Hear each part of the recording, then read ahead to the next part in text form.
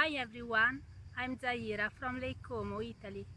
I would like to introduce our dry stone walling project called Incant'iere.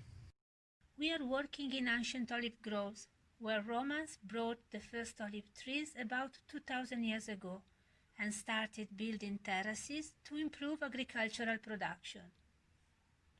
During the last century, all the area was left behind. Walls collapsed and woods spread all around.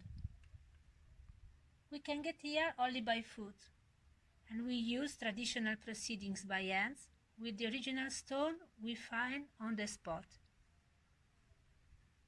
Incant'iere promote community works to restore terraces and walls and save typical production.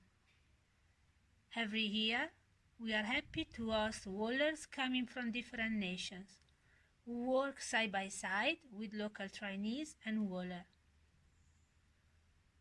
Walls can connect people all over the world, and maybe that's why I'm talking to you now. I hope to meet you soon in your country or here on the lake.